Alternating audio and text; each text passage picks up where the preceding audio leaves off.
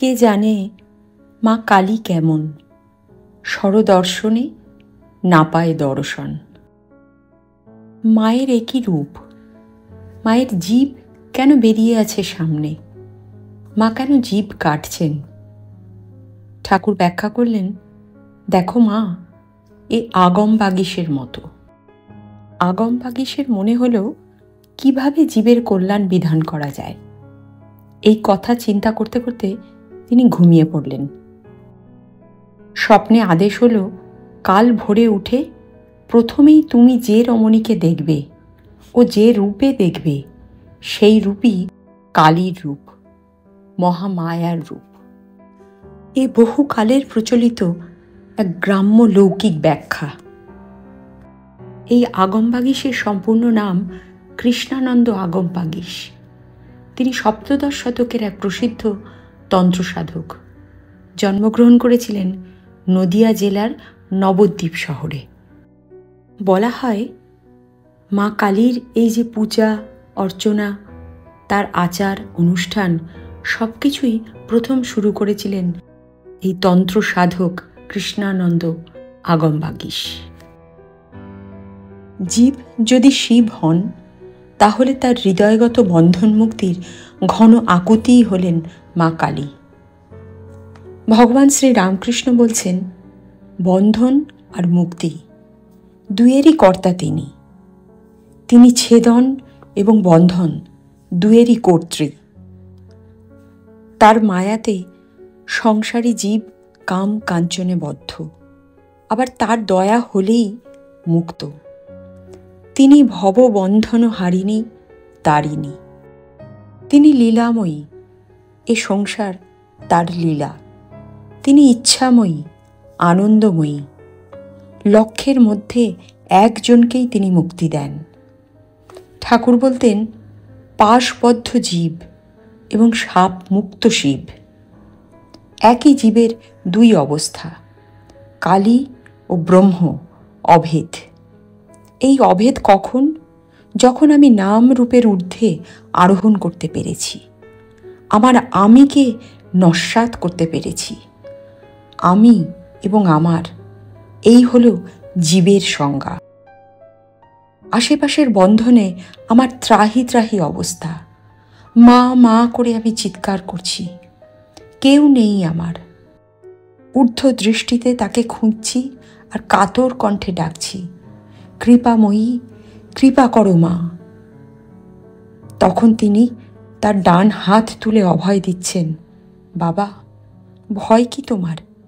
এই যে আমি আছি, তোমার জননী। ঠাকুর তার কণ্ঠ শুনেছেন, তাই তার ডাকের শক্তি তিনি আরও তীব্র করেছেন।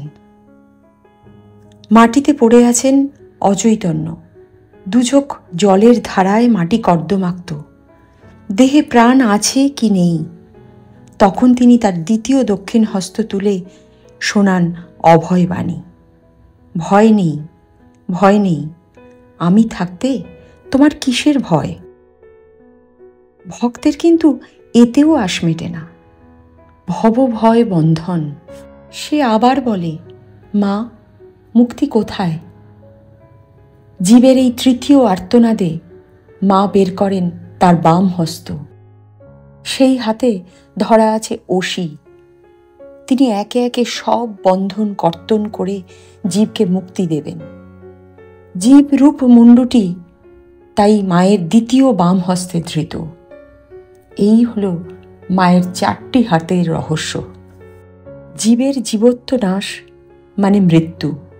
এই অবস্থাই হলো জীবের শিব অবস্থা, অর্থাৎ তখন তার আর কোনো কর্ম থাকে না। শিবত্ব প্রাপ্তিতে তার কাজ হয় মঙ্গল কর্ম, কারণ শিবের আরেক অর্থ হল শুভ, মঙ্গল।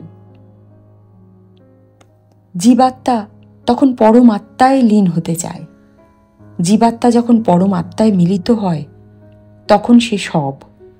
শিব যেই সবাকার হল, আনন্দময়ী সব প্রকাশিত হলেন তার হৃদয়ে। জীবের এই অবস্থার নামই সমাধি। ঠাকুর বলছেন, তাই ব্রহ্মকে ছেড়ে শক্তিকে, আর শক্তিকে ছেড়ে ব্রহ্মকে কখনোই ভাবা যায় না। নিত্যকে ছেড়ে লীলা আর লীলাকে ছেড়ে নিত্য ভাবা যায় না। দুধ কেমন? না ধোপ ধোপ। দুধকে ছেড়ে দুধের ধবলত্ব ভাবা যায় না, আবার দুধের ধবলত্ব ছেড়ে দুধকেও ভাবা যায় না। আদ্যাশক্তি লীলাময়ী, সৃষ্টি স্থিতি প্রলয়, তারই নাম কালী। কালী ব্রহ্ম আর ব্রহ্মই কালী।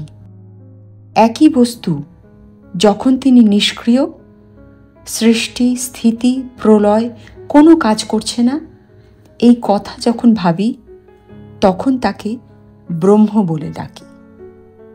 যখন তিনি এই সব কার্য করেন তখন তাকে কালী বলি, আর বলি শক্তি।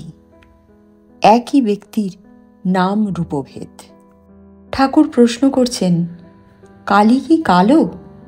আবার নিজেই তিনি তার উত্তর দিচ্ছেন, দূরে তাই কালো, জানতে পারলে আর কালো নয়।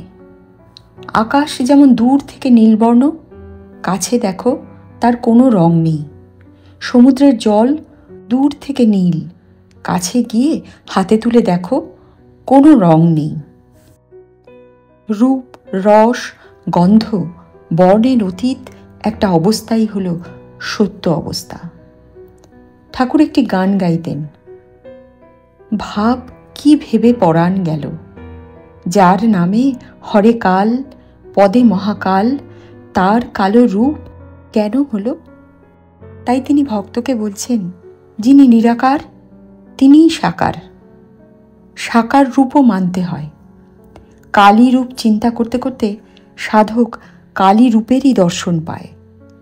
তারপরে দেখতে পায় সে রূপ অখণ্ডে লীন হয়ে গেল। যিনি অখণ্ড সচ্চিদানন্দ তিনিই কালী, তিনিই অনন্ত, আবার পথও অনন্ত। ঠাকুর সমন্বয়ের কথা বলছেন, জ্ঞানের কথা। যে সমন্বয় করেছে সেই লোক। অনেকেই এক ঘরে, কিন্তু আমি দেখি সব এক। শাক্ত শৈব বেদান্ত সবই সেই এককে লয়। যিনি নিরাকার তিনিই সাকার, তারই নানান রূপ। বেদে যার কথা আছে, তন্ত্রে তারই কথা আছে, পুরাণেও তারই কথা আছে। সেই এক সচ্চিদানন্দের কথা, যারই নিত্য তারই লীলা। বেদে বলেছে ওং সচ্চিদানন্দ ব্রহ্ম, তন্ত্রে বলেছে ওং সচ্চিদানন্দ শিব। শিব কেবলা কেবলা শিব। পুরাণে বলেছে ওং সচ্চিদানন্দ কৃষ্ণ। সেই এক সচ্চিদানন্দের কথাই বেদ পুরাণ এবং তন্ত্রে আছে, আর বৈষ্ণব শাস্ত্রেও আছে। কৃষ্ণই কালী হয়েছিলেন। নানানভাবে ঠাকুর ব্যাখ্যা করেছেন শক্তিরূপিণী কালীকে। যিনি সৎ, তার একটি নাম ব্রহ্ম, আরেকটি নাম মহাকাল। কালী যিনি কালের সহিত রমণ করেন, আদ্যাশক্তি। কাল ও কালী, ব্রহ্ম এবং শক্তি অভেদ। স্থির জল ব্রহ্মের উপমা, জল হেলছে দুলছে, শক্তি বা কালীর উপমা। ঠাকুর বলতেন মায়া, মহামায়া। আর এই মহামায়ার এমনই লীলা, মানুষ জেগে ঘুমায়। সাধু সিদ্ধ মহাপুরুষ কারোরই নিষ্কৃতি নেই, যতক্ষণ না তিনি তাকে মুক্ত করে দিচ্ছেন।